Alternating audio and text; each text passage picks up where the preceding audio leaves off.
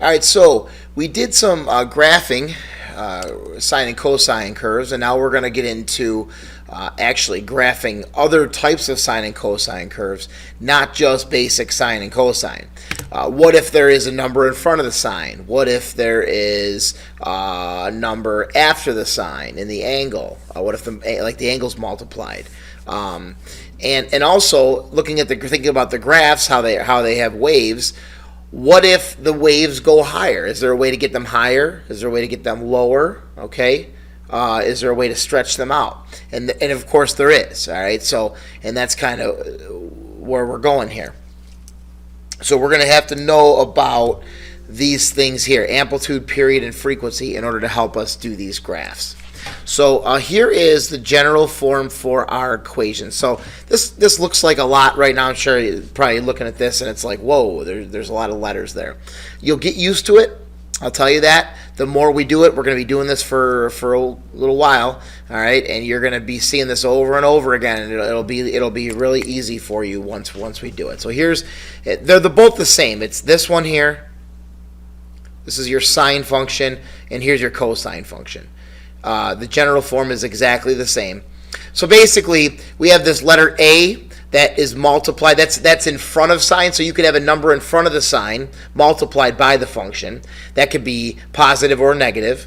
All right, it could be any number. And then you have this W, this number W, that would be in front of the X. Okay, and then we could have a number come after, added or subtracted after the X, and we call that H. And then we could have, after the entire sine thing, okay, expression, we could add or subtract a number after that, after the entire function. And all these letters, A, W, H, and K, they have an effect on what the graph does. So we're going to take it one piece at a time here. We're going to start with the A. That's the easiest one. That's amplitude. So taking a look here at these graphs, there are three different graphs here. Notice how this one, the A is 1. There's no number in front of it, so it's a 1. Here the A is 3, and here the A is a half. Look at the graphs. So what changed in these three graphs? Okay, notice how this one here doesn't go up as high. This one goes up higher, and then this one is even more squished, right? Okay, so this one goes up to 1 and goes down to -1. This one goes up to 3, goes down to -3. This one goes up to a half, goes down to -1/2. So that's called the amplitude. And the amplitude is the distance between a maximum point and the midline. So for all these, because there's something called a midline we haven't gotten to yet, but for all these, the midline is just the x-axis. The midline is right here. The middle line of the function. That's called a midline. Midline, midline. Okay, it kind of cuts the function in half this way. All right. At the midline, the distance up to the top of the function, the max. See how it's 1? See how it's 3? See how it's a half here? Okay, that is the amplitude, and that is found right before the function. So this is A equals 1. There's supposed to be a line. These lines are off. Just put your own lines in. This is supposed to be A equals 3, and this is A equals a half. All right, and what do you notice? Okay, so the amplitude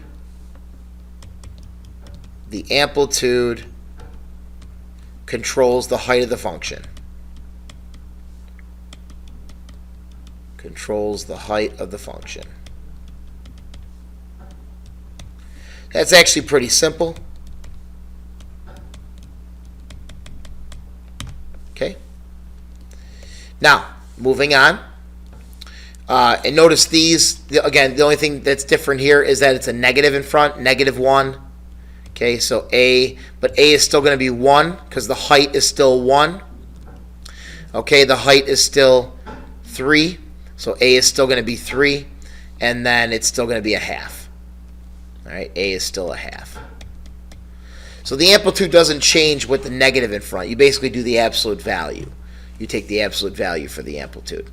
All right, but notice the graphs, if you compare those to these three here, they're basically just flipped.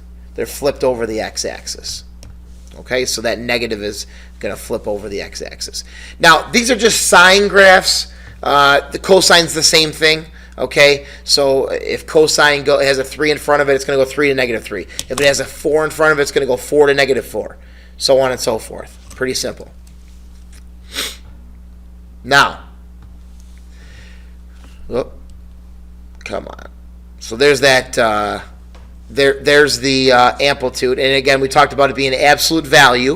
All right, so it's the absolute value of A, and then to find the amplitude, we can do max minus min divided by 2. There's a formula to find amplitude. But if you have the graph, it's not that, it's easier than that. Okay, so basically you subtract the max and the min and divide by 2. It's the average, and that's going to be the the amplitude. So for example, if the graph goes like this, right, and it's going 5 and then negative 5. Okay, well, if you subtract those, 5 minus negative 5 and divide by 2, 5 minus negative 5 is 10, and 10 over 2 is 5. All right, so that's just a formula that works to find the amplitude. So, period and frequency. So now we're going to get into period and frequency. There's a lot going on here, and I'm going to add even a formula for period, and this is going to make no sense to you right now. But again, we are not learning from this. We are just getting information to learn in class. All right, so the period of a function is 2 pi divided by w. The period of a function is the length of the interval needed to complete one full cycle. So you know how on a sine curve, guys, you know how on a sine curve, and I'll just look at the one up here. You see how a full cycle goes from here to here? Just going to trace that. See the graph there? Okay. Because after this point right here, what's going to happen? It's just going to repeat again. And we've been doing this, right? We've been doing cycles of the sine and cosine graph. If you go the other way, it just repeats the other way. So now when we talk about period, okay, the period is how long it takes to make that one cycle. All right, it can repeat in either direction. It does repeat in either direction, but how long does it take just to make that one full cycle? All right, and frequency, we don't really use frequency a lot, except for the fact that they might ask you about frequency. Frequency is the reciprocal, and it's how long it takes to make that full cycle. So they're kind of reciprocals of each other, and again, you're not really going to understand this until you really get into it. But anyways, the frequency is just the reciprocal of the period. So once you get the period, you just flip it and you got the frequency. So we will learn about H and K shifts in our next lesson. All we're doing in this one is, because H and K can really complicate it, because what H does, I'll just tell you right now, H shifts the graph left and right, and the K shifts it up and down. All right, those are vertical and horizontal shifts. So those are kind of, you really got to understand how to do a graph with just amplitude and period before you do anything else. So all we're focusing on today is the A and the W. A and the W. All right, and for the W, you're going to need to do 2 pi divided by W in order to do the graph. All right, so here is how we're going to find the period and the frequency from these functions. So here's a graph, and I want to first do the period based on the formula first. So we said the period is going to be 2 pi. Period is 2 pi divided by W. Now W is the number in front of X, in front of the angle. So it's 2. So it's 2 pi over 2. And that's just, because the 2's cancel, that's just pi. So the period is just pi. That means on this graph, what I can tell is one full cycle. Now that's up, down, and then back up. That's one full cycle. That means, because I know this is 0, this here must be pi. Notice how they didn't label the x-axis. You will have to label the x-axis, and you will have to know how to label the x-axis. But that must be pi if that's sine 2x. Because my period we found to be pi, and that one full cycle happens at pi. Now, it makes another cycle. So that just means that this right here is 2 pi. Each cycle is pi. That's what the period means. Okay? And then the frequency is just the reciprocal. All right, so you just flip that, 1 over pi. So the period is 1 over pi. The frequency is just 1 over pi. What the meaning of that is, it's one cycle in a pi window. It's one cycle in a pi window. If the window was pi, you just looked at pi, there'd be one cycle. Not too useful. The period's going to be useful when we do these graphs. This one here is going to be, remember, it's 2 pi over w. So it's going to be 2 pi over 4, which is pi over 2. Okay, because 2 over 4 is 1 over 2. So this period is going to be pi over 2. So one cycle, boom, right there. That right there is pi over 2. Okay, another cycle is another pi over 2. That means this must be pi. Because pi over 2 is 90, pi is 180. So if this is 90, you double that, it's 180, that must be pi. 2 pi over 2s is pi. You got to get used to measuring in radians before you get good at this. And then it keeps going. Okay? And then it keeps going. So, and then the frequency would just be 2 over pi. You just flip it. This one here, 2 pi over w, so 2 pi over a half. So this is going to be 2 pi over a half. 2 divided by a half is actually 4. You can put that in your calculator. This comes out to be 4 pi. So this period is 4 pi. That means to make the full cycle, you need 4 pi to do it. This is only a half of a cycle. So you'd actually have to extend this. Let's pretend I was extending it the whole way. I don't really have enough room. Let's pretend that was the full cycle. That would be 4 pi right there, see? To make one cycle. See how it's stretched out? Okay? To make that one cycle, it takes 4 pi to do that. So therefore, the midway point, which is right here, this would have been 2 pi. And that means this must be pi if I had to label the axis. Okay? I know this isn't exactly symmetrical, guys. I just ran out of room, and it won't write on the gray. All right, and then the frequency is 1 over 4 pi. 1 over 4 pi. All right? Okay, so this one here, the period is 2 pi. 2 pi over 1, so it's just 2 pi. And the frequency would be 1 over 2 pi. This one's 2 pi over 3.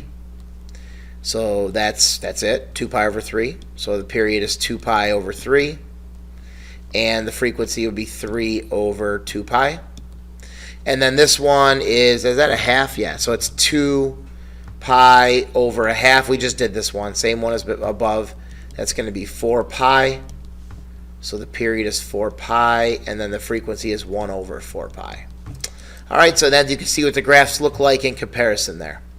Now, we're just using that. We're doing it in table form here. So we're given a function. We got to find the amplitude, period, and frequency. Pretty simple. The amplitude here, again, the number in front of the function is 3. The number in front is 1/2.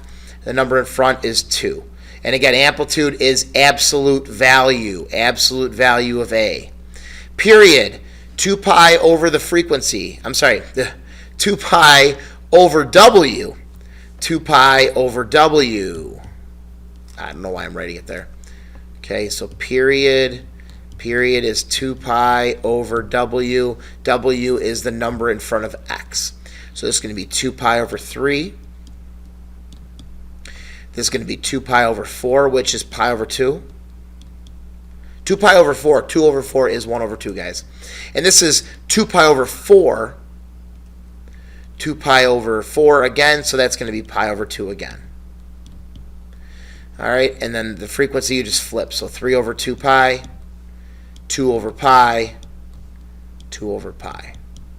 All right, very, very simple there. And we're just going to do one graph before we end the video here, because you are going to be doing some graphs in this lesson. And we're going to spend 2 days on this, because it is going to take time to get good at it. So what they want us to do here is they want us to graph over the interval negative pi over 2 to 5 pi over 2. So that's negative 90 degrees to 5 pi over 2 is 450 degrees. All right. That is, all I did was convert the radians to degrees, if that helps, just to get a better understanding. It doesn't really matter that much. What's important is because we are going to do it in terms of pi, you need to know the amplitude, and that's 3, and you need to know the period. If you're going to do this graph, you need the amplitude and the period. The period is 2 pi over w, and w is 2, so 2 pi over 2, which is just pi. So why is that important? Well, the 3 is important because you got to know how high to go. The pi is important because you got to know how long it takes to make that one full cycle, that one cycle. You also need to know what it is. Is it a cosine or a sine curve? Well, it's a sine curve. So I know my sine curve, my basic sine curve, you got to know this. Your basic sine curve does this, right? Kind of. It's at 0, 0. It goes up to the max, back to 0, then it goes to the min, then it goes back to 0. Those are the key points, guys. 0, max, 0, min, 0. Very, very important. How do I know how to translate it onto here? Well, I know that my amplitude's 3. So I know I'm going to go up 3, I'm going to go down 3. So I'm going to make this 1, 2, 3. Negative 1, negative 2, negative 3. I know it's sine, so I know I'm going to hit 0, 0. I'm going to plot a point right there. That's my first point I'm going to plot. I know that my period is pi. My period is pi. So I'm going to count. It doesn't matter how you scale it. I'm going to go 1, 2, 3, 4. How did I do this? I just want to be consistent with what I did here. Yeah. So I did this ahead of time. I did every 3, and then 6 of them was pi. And that's just because I had to go to 5 pi over 2.